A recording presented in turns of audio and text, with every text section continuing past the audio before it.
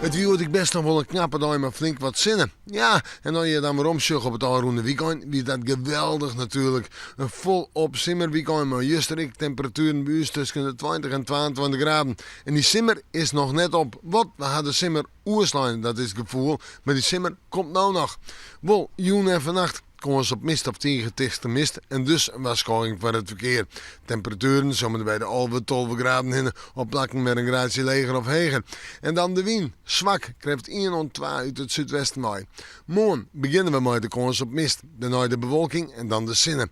De meeste zinnen in de midden.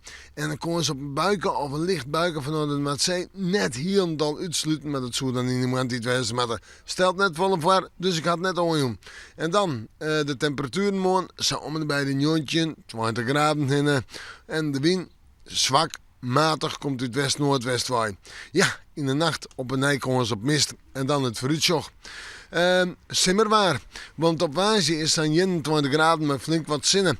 En op Tonsje is dan 22 graden met flink wat zinnen. En de zinnen is er vol op bij op vreten. En dan kunnen we naar het stroom en is dan 23 graden. En dat betekent dat op plakken ik een graad warmer worden kan, vooral verder op de provincie. En de wind, die is er haast net en die komt daar gewoon meer en meer uit het zuiden, zuidoosten mee. Ja, simmerwaar. En dat simmerwaar zet in het weekend terug. Het kan snel wel eens 24 of 25 graden worden. We maken morgen maar weer even in het waarsje.